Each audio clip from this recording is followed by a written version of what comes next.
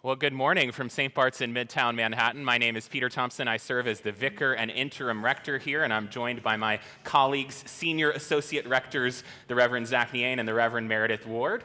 And we are so happy today to welcome the clergy team from our link parish across the pond, St. James's Piccadilly, the Reverend Mariama Ifode-Blease, the Reverend Lucy Winkett, the Reverend Ayla Lapine. All three of them, we're so happy to have them here. Please join me in welcoming them.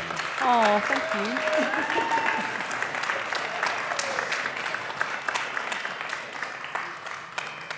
you. So we thought at the beginning of this week-long exchange of fun and connections that we talk a little bit about St. James's and the link between the two parishes.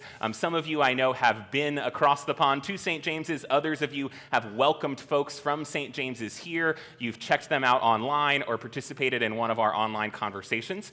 But we thought we'd start with a bird's eye view of what St. James's is and the link between our two congregations. So as we begin, I wonder, Mariama, Lucy, and Ayla, if you might just each be willing to introduce yourselves a little bit, tell us who you are and what initially brought you to St. James's, how long you've been there. Let's go, do you want to go left or right? Yeah, sure, I'll go first. So I'm the associate rector at St. James's, and it's a great pleasure to be part of that community. Some of you may remember the visit that I made here in January 2024, so my return is also something that I'm very grateful for, and to be able to reconnect with you three who have also been over to visit us. I was ordained in 2018. And as you can tell, I'm kind of, not young anymore. We have a 20s and 30s group, and I'm 42, so I've aged out of our group effectively. And so my background is in the academic world of art and architectural history, so it's something I'm also delighted to share with Meredith. And so being able to connect with the social justice and the earth justice programs of St. James's and to support that alongside thinking about creativity and imagination in the arts, especially the visual arts, is a key part of the work that I do, drawing those things together.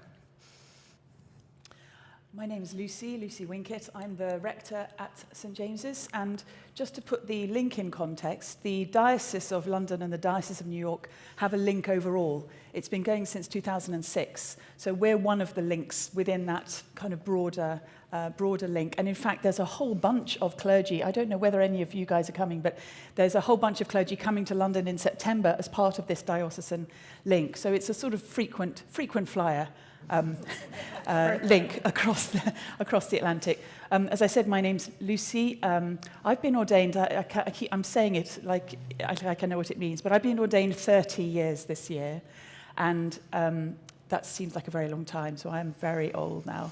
And I was very young when I was ordained. So the Church of England has ordained women for 30 years last year, so there's lots to say about those first few years, which were pretty challenging. But before that, I trained as a musician. So if I hadn't done this, I hope I would have been here singing at the Met. Excellent. Mariama. Good morning, everyone. My name is Mariama. I am one of the associate priests at St. James's. I was ordained in 2020, which makes me a COVID curate. And you can interpret that as you will. And since then, I stayed on at St. James's. I think I was attracted to St. James's firstly because I'm part-time, and I wanted a church that would enable me to have the other aspects of my life. So when I'm not at church, I'm on the football pitch. I work with the England women's national team, so soccer, as you would call it, which is a wonderful place to be. That's a round of applause, definitely. And I wanted a church that allowed that. And then secondly, as I said to Lucy, I think in one of our first meetings, I wanted a church that understood the struggle of what it means to be human in a rather complex world. And St. James's, for me, was very attractive, to Ayla's point, because of its social justice, working with asylum seekers and refugees. It also was the only church at the time that was giving funerals to those that were dying from HIV. So I knew that the church was risky. I knew that it was brave, and I knew that it was a church that would always be with people, would stand by their side, would not let them down, would not leave them alone. And that was a church of which I wanted to be a part.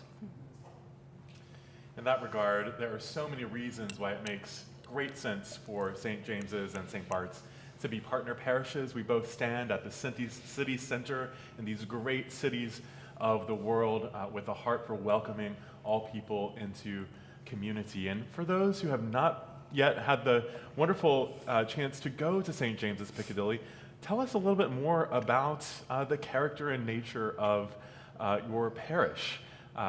What might make it similar to St. Bart's, but also what might cause it to stand out? Shall I have do you want to? Yeah. So, I mean, we're a Church of England parish. In that sense, we're very straightforward. We have parish boundaries. We're in the centre of London. We have neighbouring parishes, All Souls Langham Place to the north, St George's Hanover Square to the west, St Martin in the Fields to the east, and St Anne's Soho to the sort of northeast. So we're just in part of the central London gathering of parishes. But our congregation don't live in the parish mostly. Some do, but mostly they don't. So there aren't that many residences. So people gather, they come in from different boroughs of London, and not that far often. I mean, it's usually around 30 minutes on the tube perhaps, or 45 minutes on the tube or the bus. People cycle in. And then there's other people who come in sort of twice a month or so from somewhere a bit further out. But the Sunday community is incredibly committed and really has been a very sort of a force for good in the world, a sort of provocative community in the world since the 1970s, late 1970s, when there were two rectors ago. There was a very pioneering rector called Donald Reeves, and in fact we're just about to take his memorial service in May, but he really set the church on a direction which was which we're benefiting from today, and we're standing on his shoulders and on the shoulders of the people who created that community in the sort of in the period of the 80s. So we have a parish, and we relate very clearly to the parish. Christie's auction houses in the parish, for example. So there are a couple of theatres in the parish, many art galleries, the Royal Academy of Arts. The rector is chaplain to the Royal Academy of Arts as part of the job.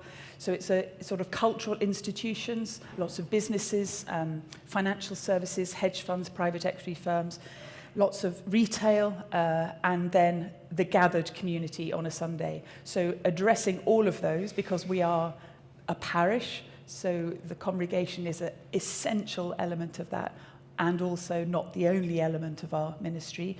There's a balance there, which is invigorating, and really we have a lot of conversations about how to go about that.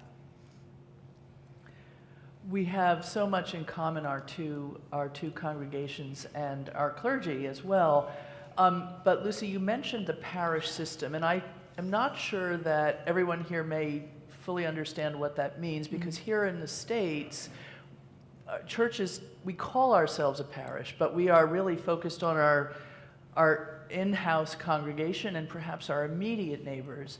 But you were describing your parish much more broadly, including Christie's and hedge funds and all sorts of hospitals and all sorts of things. So I wonder, could you talk a little bit more about how that impacts each of your ministries? Sure. So as you can tell from my accent, though I am recently a British citizen, having lived in the UK for 22 years now, I come from Canada. So I grew up in Victoria, British Columbia, and I started going to an Anglican church there when I was a teenager, inspired by the music. So similar to the way that Anglicanism works here, we don't have parishes in that way. And so when I arrived and became really connected deeply to the Church of England, I too was surprised and interested in this. And what I started to notice is that it means that every person, every place, all faiths, no faith, any background, connects in some way, which is a great responsibility as well as a great honor and privilege to the nature and the quality of God moving, active, alive through the Spirit in the world. And I was really inspired by that, but also, hopefully in a useful way, wanted to hold it lightly And the relationship between the Church of England and Britain and England as a nation is also very distinctive, as you'll know, especially as Episcopalians. And so I was learning about all of that and hope that I maintain, even now, a kind of freshness in relation to what that really means. One practical thing is that Lucy mentioned St. Anne's, Soho, which is also a 17th century established church. Is it 1691? I think we're mildly proud that we're 1684 and they're 1691. Occasionally we tease the clergy about that. And they have a wonderful primary school, practically right next door around the corner. And the kids there in this Church of England primary school, they don't wear uniforms. It's a very small school. It's quite unusual in lots of ways. And every time they have like big festivals, so harvest, Christmas, Easter, they will come to St. James's. And part of my role is welcoming them on behalf of St. James's as part of our neighbors and partners in the parish. And so those kinds of links are also, in their way, not taken for granted. We don't assume the relationship between our neighbors while also recognizing that we have a great deal in common. Would you say that's kind of resonant? And I think just in one line, I would say, in terms of the geographical area and the parish boundary, this church building and the space already belongs to them. Mm-hmm. So it's very much about the place, and there's a lot of talk about place making, and that the place matters, the particular place matters. But how the story of that place travels is a whole other discussion. And so if there is somebody, there was a young man who worked in a shop on Jermyn Street who was killed very sadly in a car accident, and they automatically said, well, we're going to go to our church. None of them in that shop had ever come to the church before, but in that moment they thought, well, that's obviously where we go, and we'll have his funeral there, rather than where he lives. Mm-hmm. So there's a real, how people connect to their places of worship, I think, is really, really, really interesting. And I've grown up in it, so I don't have the fresh eyes that Ayla has, but I think... I don't, but I love the fact that every morning we have morning prayer, and we will pray for every soul in those streets, everyone, whether they want us to or not, actually. But you know, it's really without except. You used the word without exception this morning, Peter. It's a beautiful phrase. Without exception. That's wonderful. Mariama, you talked about your work with the football team. All three of you in some way have a public profile beyond your ministry in the parish. And I wonder if you can talk about what you do outside of the parish and how that complements your ministry within the parish. I probably should start. You go, absolutely. I'm not talking about football. Never been to a football game. I think one of the interesting things is that you are a priest wherever you are, in the same way that I would hope that you feel that you are a Christian wherever you are.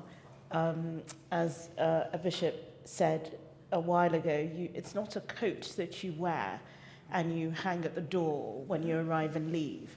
Therefore, that sense of wearing your faith and having your faith be on your skin, in the cells of your body, is something that I try to inhabit, which means that when I'm not at St. James's and I'm with our under 15s, under 17s, under 19s or under 23s, and they are navigating what it means to be an elite athlete, representing your country, but also being a girl, being a teenager, dealing with identity, dealing with a sense of pressure, dealing with the challenges of being young, I would hope that they would feel that I'm still Mariama, listening to them, maybe not seeing my collar, but knowing that I care about their person. I care about their personhood. And to Lucy's point, you carry this cure of souls, this license from the bishop wherever you are. In my other sort of capacity, I deputise for the chaplain to the Speaker of Parliament. So I'm in Parliament fairly regularly, which means that I'm walking with people who have to make a lot of difficult decisions, who are in the public eye, who are human and entirely fallible, and our job is to say the prayers in the chamber. And that is a huge responsibility in that it is a tradition that doesn't belong to the person. So it's been done for hundreds of years. The prayers are from the Book of Common Prayer, 1662, and you say it without fear or favor. You say it looking at them, you say it praying for them, and you say it holding them, knowing that they will fail, because you fail. And I fail every day. And one of the wonderful things about, therefore, being a priest in that space is you are saying, but you still belong to God. Everything you say and do, and the joys and the successes and the sorrows and the failures, you still belong to God.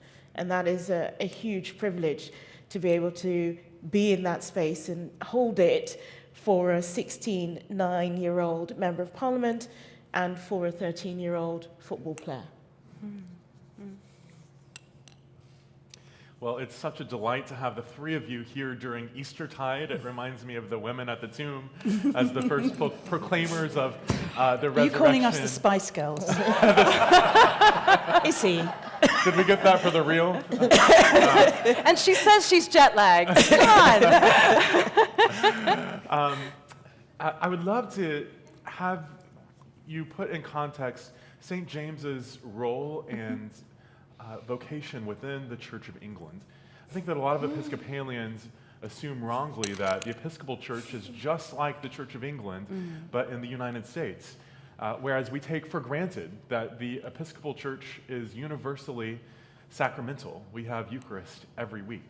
That's actually not true in the Church of England. We are universally pro-women's ordination. That's not true in the Church of England. And for the past decade, we have become overwhelmingly open and affirming of LGBTQ plus persons. All three of those things are not true in the Church of England. They are true at St. James's. So I'd love to hear more about your role in the Church of England, especially in this auspicious moment where both the See of Canterbury and, right now, the See of Rome are vacant, with Justin Welby's departure as Archbishop of Canterbury and the Pope's death. Well, clearly, first of all, to that, it was very good to hear that in our service at 9 o'clock as part of the Eucharist, we heard Pope Francis prayed for, and that there's this quality of life and witness as Christians in the body of Christ together that we share ecumenically always. Regarding Canterbury, Zach, I'm voting for you. So, but I haven't. Our youth group has already nominated Meredith. Oh, excellent! Excellent. It's fantastic. Maybe we could timeshare that. I'm not sure. And the points that you make are precious, and partly it's because of, if I can put it this way, the path of governance and leadership that is in the Anglican Communion, province by province, rather distinctive between all those provinces, and without kind of, taking the shine off your Sunday morning by telling you about the structures and the processes of the General Synod of the Church of England. There are some differences which, to an extent, have resulted in what you are describing. The way in which St. James's navigates that is, to me, a precious part of being able to be at St. James's. And I think of a number of events over the last couple of years where those who have perhaps felt that the church was not for them, and services too. They come, they experience the Eucharist, or perhaps they experience a conversation or a creative or an imaginative event, and they will come to us, especially if we're there in collar, which to me is also very, very important as a witness to this and as members of the Church of England, as representatives of St. James's and the institutional church, which for me personally is, for the latter, sometimes very challenging. I hold that with a sense of challenge. I recognize that is a risk that I do my best to carry. And someone will come up to one of us and say, I didn't know that church could be like this. And often they will be weeping while they say it. I didn't know that I could belong here. And some of the reasons for that are based on, to your point, what you said. And earlier you were asking about our kind of public lives in and around the church. And one of the ways that that's possible to kind of work on these thresholds and continue to be Christian and to be a priest wherever we are, to Mariama's point, is that we are working now with a group of contemporary artists who, and one of the key things is that they are people of color who have never exhibited in a place of worship before. So having conversations with them and extending an invitation, knowing that that invitation may be very surprising for them to hear, and that there is an open dialogue that must take place, and that that is genuine hospitality, that we recognize that sometimes their experiences are utterly at the hands, if I can put it that way, of other aspects of the Church of England, and that we also need to be accountable to that, not exempt, responsible for that, and then incorporating that into the kinds of trust-building experiences that we pray that we can have together on their terms in relation to our sacred space for all. Because, as you say, it already belongs to absolutely everyone. So there's a real complexity in the question that you've asked, where, to me, at least as what I hope to be as a sort of inclusive person focused on belonging, it's both and. There can never be binaries in this, but it is always a negotiation and sometimes a very challenging one. I think I'm just going to say a couple of things to follow on from what Eilidh said, because I know Lucy will not say it, so I have to say it on her behalf. The first is that... Whoa. I'm excited. The first thing to say is that Eilidh and I would not be here without Lucy. So you need the person that knocks the door, pushes it down, sits at the table, deals with ritual humiliation, stands up for the possibility and the imagination of women being ordained. And that was Lucy. So that's really, really important to say to what Zach was saying, that somebody has to be there at the fight. And in World War I, there were soldiers that went to the front and laid down so that others could run over the trench. And I think that's Lucy, without getting too emotional. That's the first thing. The second thing is that as a result of that, Lucy's always on radio. And so you can hear her voice a lot before you've met her. And so when I'm sort of in my world and they say, oh, where are you? And I say, St. James's Piccadilly. They say, oh, Lucy Winkett. Yeah. And I say, yes, she's such a dragon to work for. And I say, yes, isn't she brilliant? She's just awful. And I will say, for what it's worth, and then we'll let you talk eventually, that the only reason now, pretty much, I know that you are doing Thought for the Day on Radio 4 is when I get a little text, because we pray together every morning as a community, saying, oh, I'm at the BBC this morning, and so I won't be at morning prayer. Best wishes. So it means I catch up later in the day. Yeah. But it makes the church visible in ways that people wouldn't expect. Yeah. And so people meet us before they've met us, and they meet God, and they make judgments about God because of the way they encounter St. James's. And I think that's really, really important to say, that the institution is only institution when it becomes...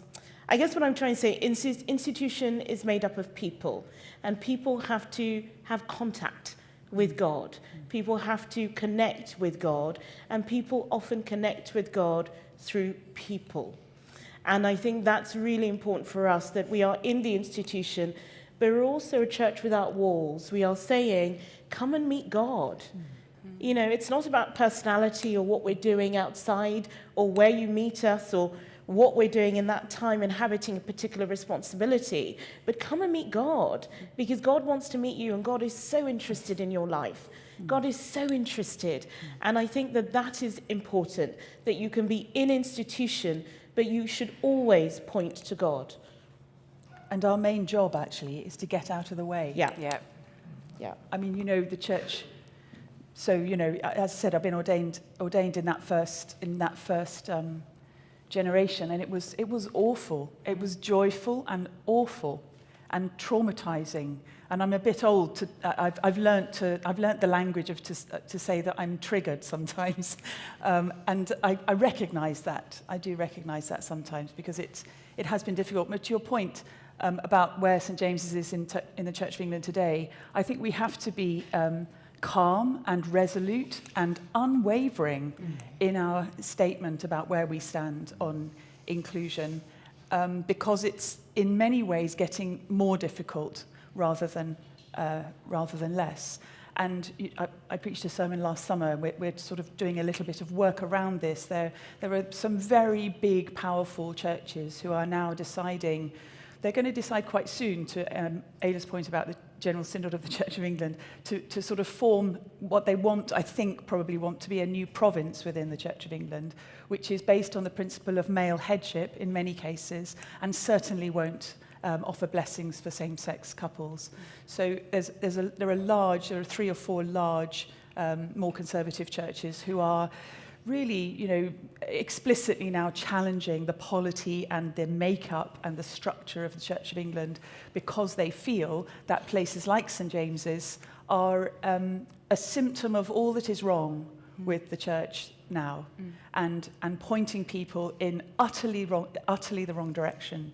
So it's, in some senses, I'm grateful because it's explicit, as it was in the beginning, where some really terrible behaviour happened on all sides. When people feel their church is in peril, they sometimes behave badly. I do. So I don't blame the people who behaved in the way that they did, but it was incredibly painful on all sides. And I think we're actually going in a more difficult direction. So we have to be more resolute, stronger, get up. Being in public is not always easy, as you all know. Just keep getting up, keep saying what you were saying before, and those who have ears to hear will hear. So my question was going to be about women's leadership in the Church of England. And it has not escaped our notice that the 3 of you are women, and you are the women leadership, you're the leading clergy, and I realize you have other clergy on staff, but you are the face of St. James's. The Bishop of London is a woman. Progress has been made. Lucy, you are celebrating 30 years ordained ministry in July. Yeah. And last summer you were with us to talk about 30 years of women's ordination in the Church of England and 50 years in the Episcopal Church, which happened to coincide in the years ending in 4. And it's been a struggle. We talked about the struggle here in the 70s in the Episcopal Church, and you've alluded to this. I mean, I think it goes beyond the word challenge to what you withstood in those early years, and you've now alluded to what's happening now. What has been the trajectory of women's leadership across the board, including the episcopate, since over the course of those 30 years, and what is different now than was the case in 94, I guess it was? Maybe I could say something. I don't want to speak too much about this. I think you two should say something from a sort of younger perspective. But what I would say is that it was very sort of acute in the beginning. There was a vote, and the vote was 2/3, so it wasn't close, but it was narrated as close because it was only 2 votes over the 2/3 majority. So there was then a lot of discussion about the fact that lots of people were unhappy and they had to be kept, in the church, and a lot was made of unity. And in my view, and I've done many, many debates with people opposed to the ordination of women, and for the record, I'm really good friends with people opposed to the ordination of women. So you sort of, the human contact is absolutely vital. At the same time, I will never back off by saying they are profoundly wrong and are speaking in a way that does damage to women and girls, and not just women and girls, all humanity. So there's no backing off that. At the same time, you can disagree in a way that I think is respectful. So there was an acuteness about it, and there were a few who sort of were put in these sorts of positions, became very public, it became very humiliating. I think then it was learned from when women became bishops that several women were made bishops at once. So it wasn't just 1 or 2. So it was the church learned, the institution learned, that you can't put individuals in those sorts of positions, and it's not fair. So that was a really good thing. But I think, Ayla, you were at a meeting recently of women clergy with the Bishop of London, Yes. and there was a statistic about how many women are incumbents, which is the sort of rector position, and not many. There still aren't many. In our area of London, it's 11%. And that's, we call it the two cities area, so it's Westminster and the City of London, but it would be a little bit like in the whole of Manhattan with the Church of England. So like lots and lots and lots of different parishes with all kinds of different clergy and teams, 11%, plus this question about a number of churches, including some of our neighbors, where it is simply not a thing, if I can put it that way, where there is genuinely no sense of the theological or the institutional prospect. They know it exists, of course, but it's like that person, as my neighbor, would certainly say to you, to Mariama, to me, Meredith, to you, we can, sometimes they would choose not to be in a room, actually, but we will be in the room together, we will listen to one another. I experience it sometimes as a kind of complexity of hardness of heart and try not to harden my own, but you are not priests. That is what is, you know. So there's something complex about being with our brother priests and perhaps presiding at the Eucharist and knowing that there will be people there dressed just like us who will receive neither communion nor a blessing from me because of my gender, your gender, your gender, your gender. And it's a minority, but it's very real. And there's a kind of a scraping sort of suffering that can sort of be excoriating in those ways. And one little example in terms of wider questions around society and the church is that there is a regular meeting of women's clergy. There is a dean of women in our local area, Laura, who's fantastic. Laura, if you're watching, we think you're great. And you met her, Meredith. We had a meeting of women's clergy as well. So we met together, and we realized that there were a number of public incidents in and around London where there was evident discrimination. Not in churches, but like people in the street who would stop someone who looks like me or looks like you and say, you know, you're not a priest, or what's wrong with you, or blah, blah, blah. And so we decided to put together a Google Doc where it's now being recorded, and a lot of it is microaggression, which we just kind of learn to accept.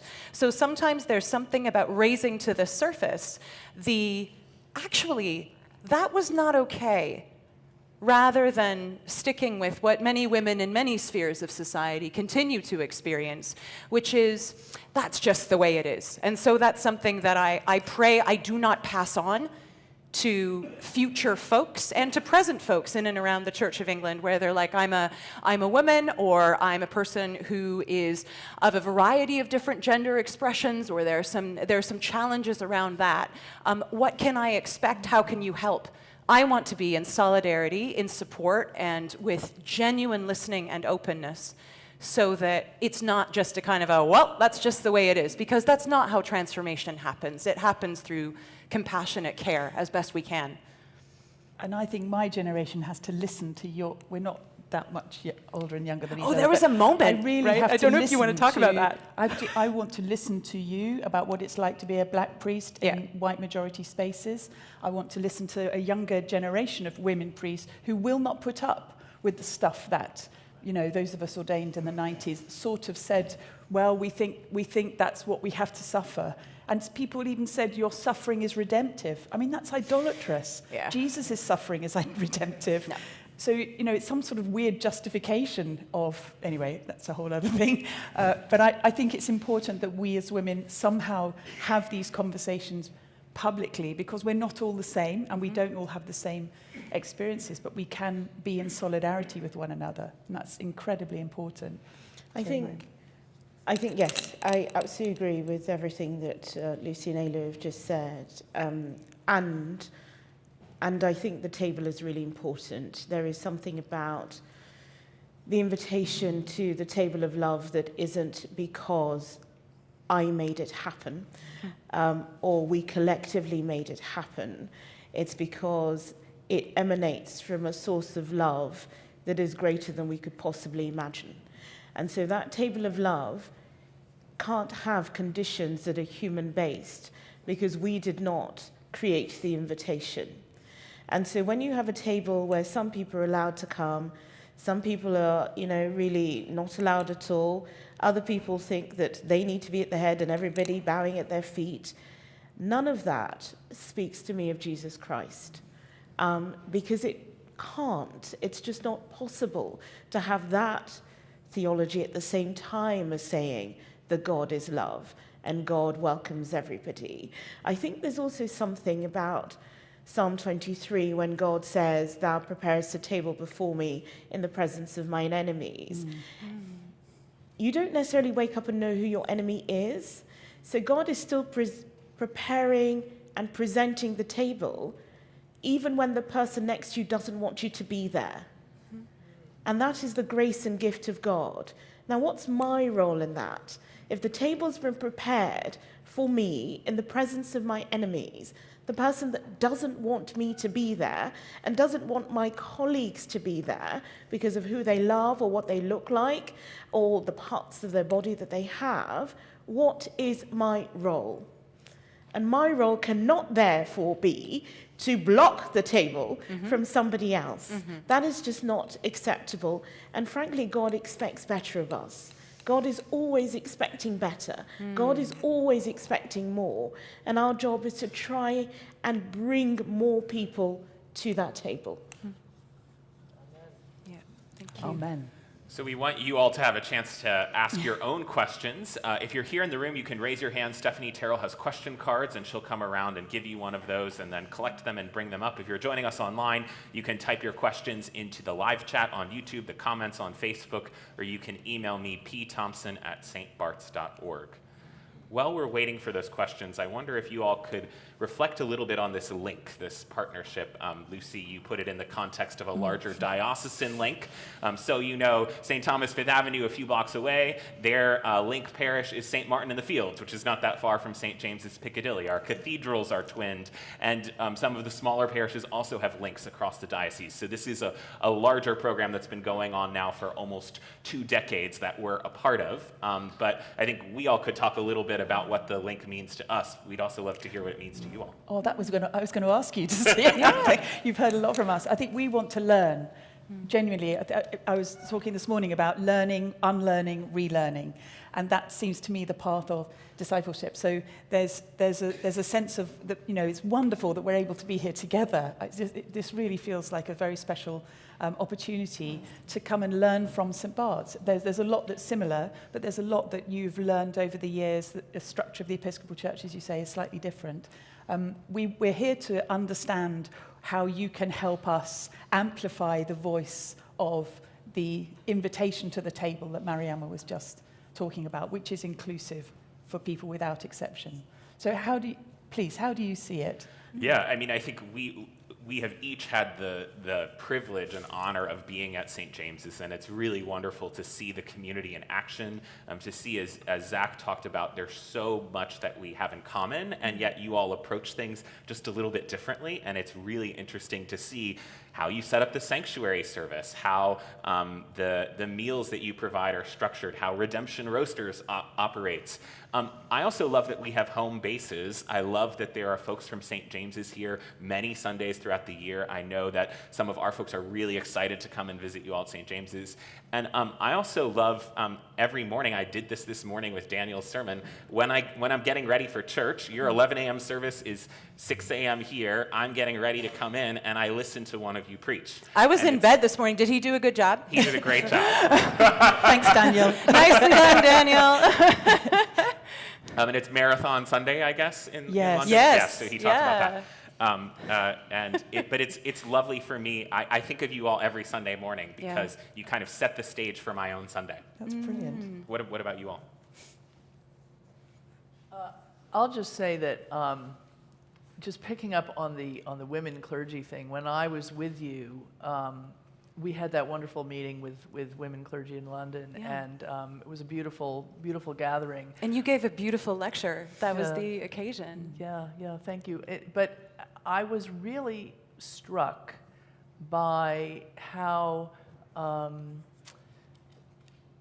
quite honestly, it felt like you all are under siege a bit.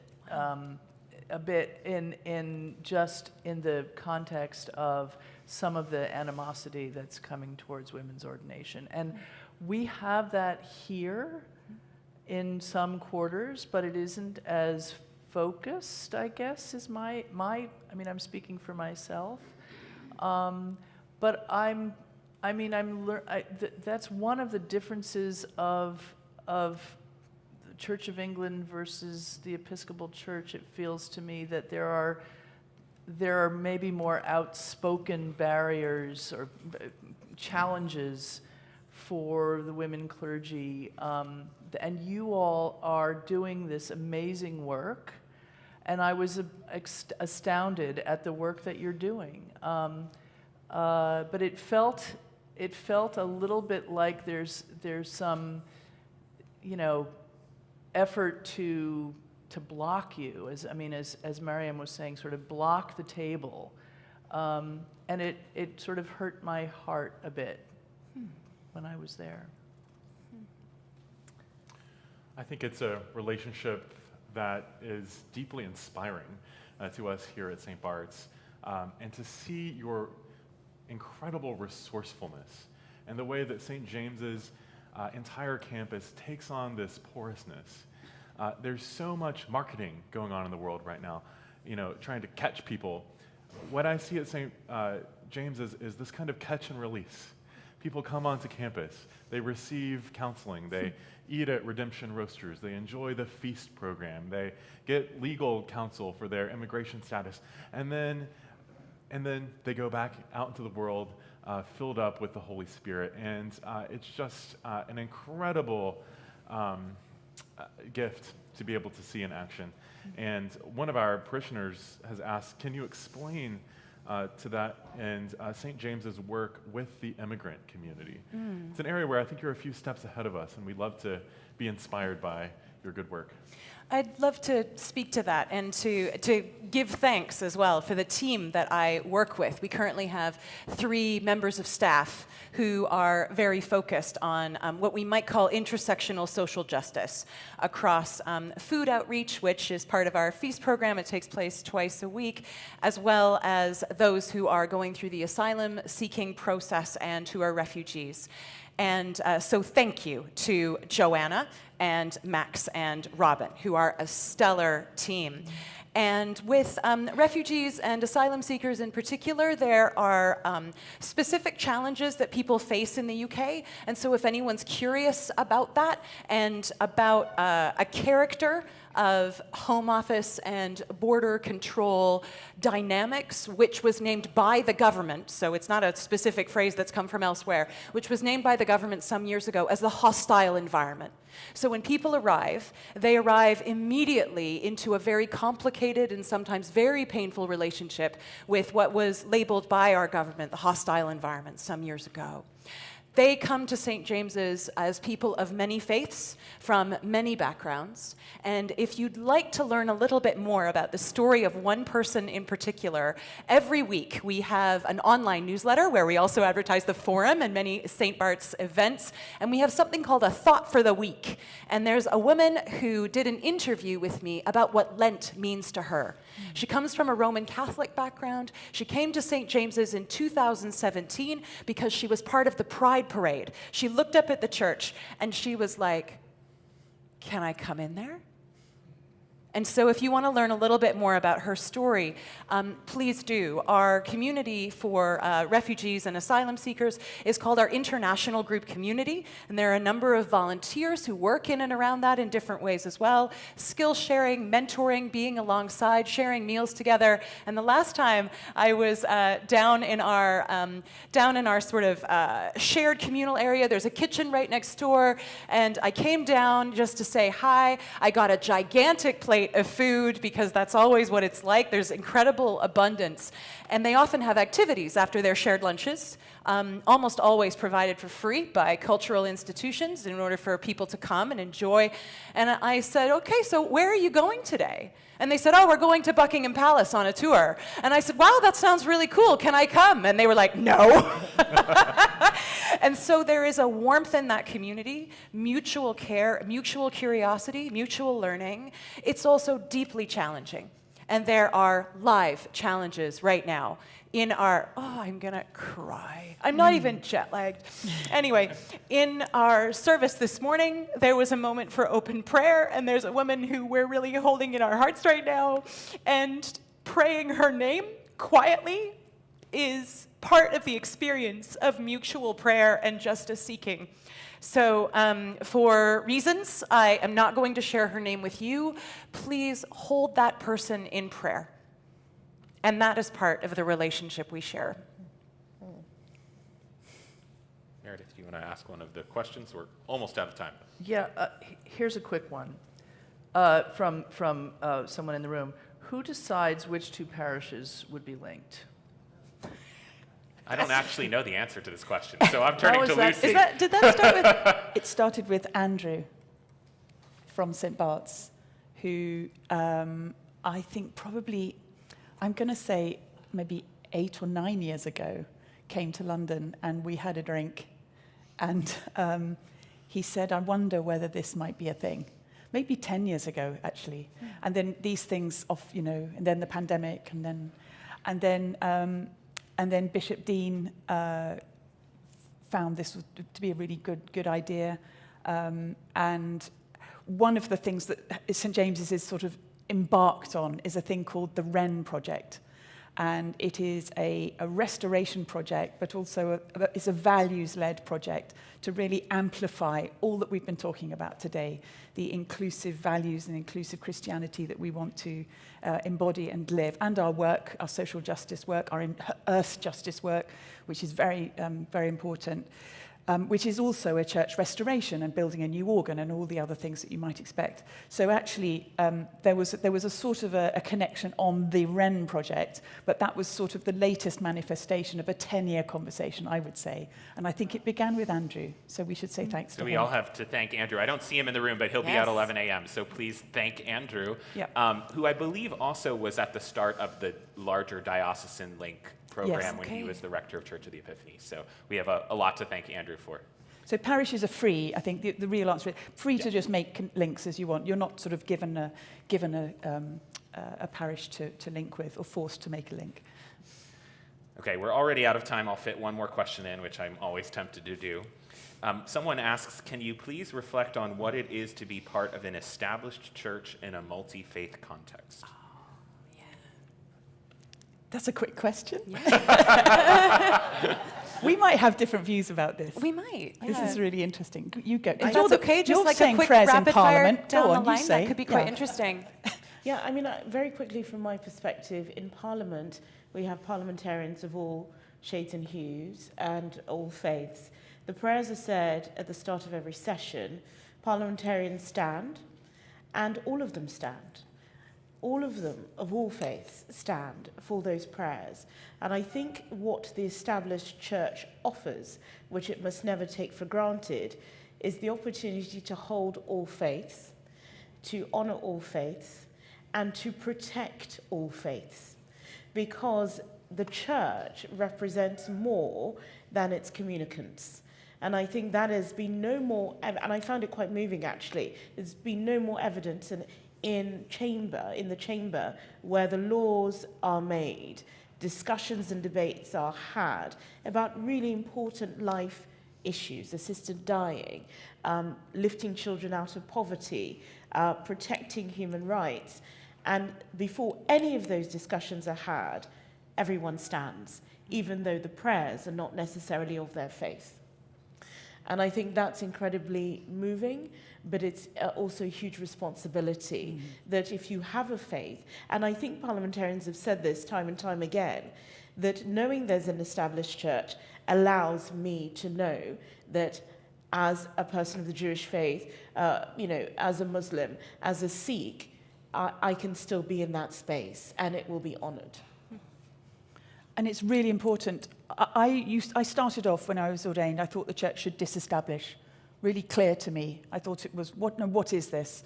Bishops in the House of Lords. I didn't understand it. And over time, I've come to think that it's a good thing But if it's an established church, not the state church, it's not a state church, it's not there to endorse government policy, and it's not there to pray for, the leaders that they're going to succeed. It's underneath all of that. So where establishment really bites, as it were, is that every prison must have a chaplain, and every person who goes into prison must see the chaplain within 24 hours of going into the prison. Every NHS, every health service, every hospital, has a chaplain. Multi-faith chaplaincy, of course, but by law has to have a chaplain. So the sort of focus is often on, bishops in the House of Lords and inappropriate interference from church with state.